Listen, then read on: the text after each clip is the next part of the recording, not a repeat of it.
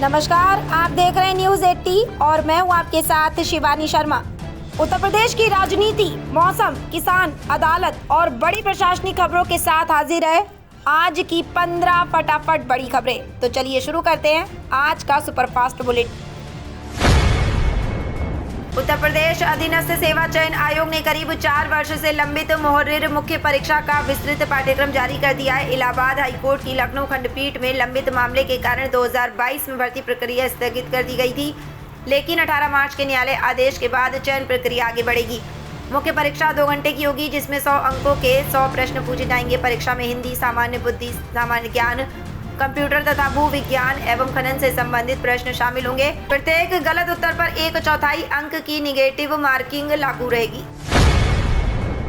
मुख्यमंत्री योगी आदित्यनाथ ने जनता दर्शन में फरियादियों की समस्याएं सुनकर उनके त्वरित और निष्पक्ष समाधान का भरोसा दिलाया। खिलाड़ियों को प्रोत्साहित करते उन्होंने कहा कि अंतर्राष्ट्रीय स्तर पर पदक जीतने वाले खिलाड़ियों को पुरस्कार राशि के साथ सरकारी नौकरी में भी प्राथमिकता दी जाएगी।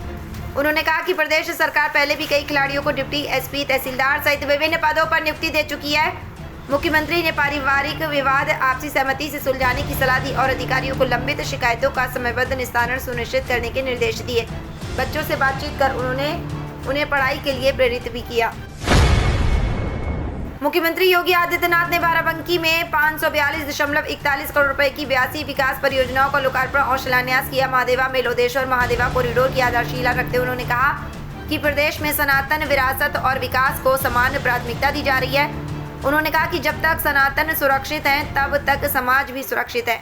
मुख्यमंत्री ने सपा और कांग्रेस पर तुष्टीकरण व विकास की उपेक्षा का आरोप लगाया। उन्होंने बाराबंकी को स्टेट कैपिटल रीजन का लाभ मिलने की बात कही और कानून व्यवस्था, धार्मिक स्थलों के विकास तथा क्षेत्रीय महापुरुषों के सम्मान को सरकार की प्राथमिकता बताया।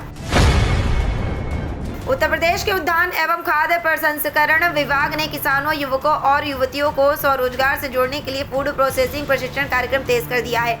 सभी जिलों को निर्धारित लक्ष्य और रोस्टर के अनुसार समय पर प्रशिक्षण पूरा कराने के निर्देश दिए गए हैं। प्रशिक्षण के दौरान नियमित निगरानी होगी और प्रशिक्षित प्रतिभागियों को रोजगार एवं स्वरोजगार से जोड़ने का प्रयास किया जाएगा। प्रशिक्षण पूरा करने के बाद लाभार्थी फूड प्रोसेसिंग यूनिट स्थापित कर सरकारी अनुदान व अन्य योजनाओं का लाभ उठा सकेंगे। प्रदेश के कई मंडलों में बेकरी, कन्फेक्शनरी, कुकरी और 15 दिवसीय फूड प्रोसेसिंग पाठ्यक्रम संचालित किए जा रहे हैं। उत्तर प्रदेश के परिषदीय प्राथमिक विद्यालयों में अब प्रत्येक कक्षा में निपुण लक्ष्य पोस्टर लगाना अनिवार्य होगा। बेसिक शिक्षा विभाग ने 31 जुलाई तक सभी विद्यालयों, बीआरसी, बीएसए कार्यालयों और डाइट में पोस्टर लगाने के निर्देश दिए। इन पोस्टरों में बाल वाटिका से कक्षा 5 तक के विषय वार अधिगम लक्ष्य प्रदर्शित होंगे, ताकि शिक्षक और छात्र सीखने के मानकों को स्पष्ट रूप से समझ सके। निरीक्षण के दौरान अधिकारियों को पोस्टर का सत्यापन और फोटो अपलोड करनी होगी। शिक्षक प्रशिक्षण और निपुण संकल्प कार्यशालाओं में भी इन लक्ष्यों पर विशेष चर्चा की जाएगी, जिससे लक्ष्य आधारित शिक्षण को बढ़ावा मिले। सुप्रीम कोर्ट ने श्री राम जन्मभूमि मंदिर चढ़ावा चोरी मामले की निष्पक्ष जांच सुनिश्चित करने के लिए वरिष्ठ अधिकारियों की नई विशेष जांच टीम एसआईटी गठित करने के संकेत दिए हैं। अदालत ने कहा कि नई एसआईटी में पहले से जांच कर रहे अधिकारियों को भी शामिल किया जा सकता है। उत्तर प्रदेश सरकार ने इस पर सहमति जताते हुए बताया कि जांच के आधार पर एफआईआर दर्ज हो चुकी है और अब तक 8 आरोपियों को गिरफ्तार किया गया है। अदालत ने मामले का राजनीतिकरण न करने की सलाह दी और अगली सुनवाई 27 जुलाई तय की, जिसमें नई एसआईटी के गठन और जांच की प्रगति पर विचार होगा। मुख्यमंत्री योगी आदित्यनाथ ने स्टेट ट्रांसफॉर्मेशन कमीशन की बैठक में जीरो पॉवर्टी अभियान को सर्वोच्च प्राथमिकता देते हुए पात्र परिवारों के अंत्योदय कार्ड बनाकर उन्हें आयुष्मान भारत, प्रधानमंत्री और मुख्यमंत्री आवास सहित सभी सरकारी योजनाओं से जोड़ने के निर्देश दिए। बैठक में बताया गया कि 12.50 लाख परिवारों के सर्वे में 9 लाख प्रधानमंत्री आवास और 5 लाख मुख्यमंत्री आवास योजना के पात्र मिले हैं। मुख्यमंत्री ने express night safari, textile park, logistic hub और अन्य परियोजनाओं की प्रगति की समीक्षा कर उन्हें समयबद्ध पूरा करने के निर्देश दिए। साथ ही अग्नि सुरक्षा मानकों के कड़ाई से पालन पर भी जोर दिया गया। प्रधानमंत्री सूर्यघर योजना के तहत वाराणसी में ग्रामीण क्षेत्रों के लिए महिला सोलर टेक्नीशियन यानी सोलर दीदियों की टीम तैयार की जाएगी। राष्ट्रीय ग्रामीण आजीविका मिशन स्वयं सहायता समूहों से जुड़ी महिलाओं को तकनीकी प्रशिक्षण देकर सोलर रूफटॉप की स्थापना और रखरखाव में दक्ष बनाएगा। इससे महिलाओं को रोजगार मिलेगा और ग्रामीणों को स्थानीय स्तर पर कम लागत से सोलर सेवाएं उपलब्ध होंगी। पहले चरण में 25 महिलाओं को प्रशिक्षण दिया जाएगा। बाद में एक प्रशिक्षण संस्थान स्थापित कर लगभग 250 महिलाओं को प्रशिक्षित करने की योजना है, जिससे प्रधानमंत्री सूर्य घर योजना को और मजबूती मिलेगी। सुभाषपा अध्यक्ष ओम प्रकाश राजभर ने दावा किया है कि 2027 के उत्तर प्रदेश विधानसभा चुनाव में समाजवादी पार्टी प्रमुख अखिलेश यादव परिवारवाद का आरोप हटाने के लिए अपने चाचा शिवपाल सिंह यादव का टिकट काट सकते हैं। राजभर ने कहा कि सपा को कर्मठ कार्यकर्ताओं को आगे बढ़ाना चाहिए।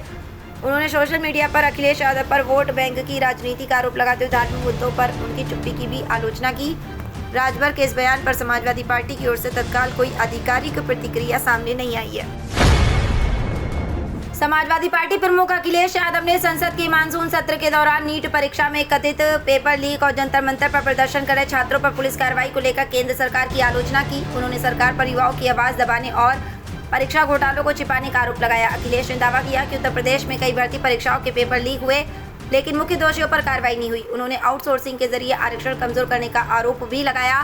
साथ ही सपा के युवा सांसदों से जंतर मंतर जाकर छात्रों से मिलने और उनका समर्थन करने को कहा।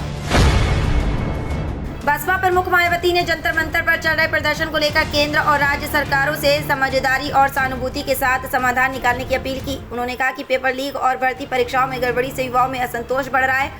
मायावती ने मांग की है कि केवल जांच ही नहीं बल्कि जिम्मेदार लोगों पर कड़ी कानूनी कार्रवाई भी होनी चाहिए। उन्होंने शिक्षा व्यवस्था में सुधार, सरकारी स्कूलों की मजबूती और रोजगार के बेहतर अवसर उपलब्ध कराने पर जोर दिया।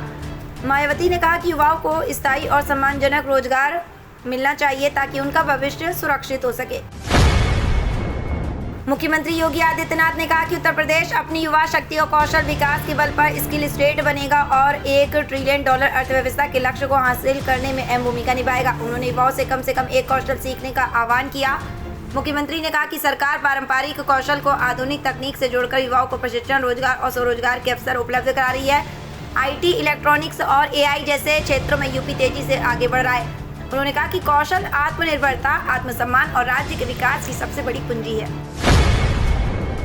उत्तर प्रदेश में कार्यकाल समाप्त होने के बाद ब्लॉक प्रमुखों को प्रशासक बनाए जाने के फैसले पर पंचायती राज मंत्री ओम प्रकाश राजभर ने प्रतिक्रिया दी है। उन्होंने कहा कि ग्राम प्रधानों, जिला पंचायत अध्यक्षों के बाद अब क्षेत्र पंचायत अध्यक्षों को भी प्रशासक बनाकर सरकार ने उन पर भरोसा जताया है। राजभर ने कहा कि अब उनकी जिम्मेदारी है कि वे जिम्मेदारी और पूरी मेहनत से ग्रामीण क्षेत्रों में विकास कार्यों को आगे बढ़ाएं। उन्होंने चल रही योजनाओं को समय पर पूरा कराने और ग्रामीण विकास की गति बनाए रखने की बात कही। राजभर के अनुसार इस व्यवस्था से गांवों में विकास कार्य प्रभावित नहीं होंगे। सपा प्रमुख अखिलेश यादव ने लखनऊ के कैसरबाग में निर्माणाधीन भाजपा कार्यालय को लेकर सवाल उठाए हैं। उन्होंने सोशल मीडिया पर भवन की तस्वीर साझा कर लखनऊ विकास प्राधिकरण LDA और नगर निगम से पूछा कि क्या इसका नक्शा स्वीकृत है। LDA उपाध्यक्ष ने मामले की जांच कराने और नक्शा नहीं मिलने पर कार्रवाई की बात कही है। वहीं भाजपा महानगर अध्यक्ष आनंद द्विवेदी ने कहा कि कार्यालय के लिए नगर निगम ने जगह आवंटित की है और नक्शा पास कराने की प्रक्रिया चल रही है। उन्होंने निर्माण को अवैध बताने के आरोपों को खारिज किया और सपा पर भी पलटवार किया। और उत्तर प्रदेश में 21 जुलाई 2026 को मानसून सक्रिय रहने की संभावना है। पश्चिमी यूपी के मेरठ, गाजियाबाद, नोएडा, सहारनपुर, मुरादाबाद, बरेली और अलीगढ़ जैसे शहरों में बादल छाए रहने के साथ हल्की से मध्यम बारिश हो सकती है। कुछ इलाकों में गरज चमक के साथ तेज बारिश की स्थिति बन सकती है। लखनऊ समेत मध्य और पूर्वी यूपी के कई हिस्सों में भी रुक रुक कर बारिश के आसार है। मौसम विभाग ने लोगों को जलभराव, तेज हवा और खराब मौसम के दौरान सावधानी बरतने की सलाह दी है। तो ये थी आज की 15 फटाफट खबरें। अगर आपको वीडियो पसंद आया तो वीडियो को लाइक, शेयर व कमेंट जरूर करें। धन्यवाद।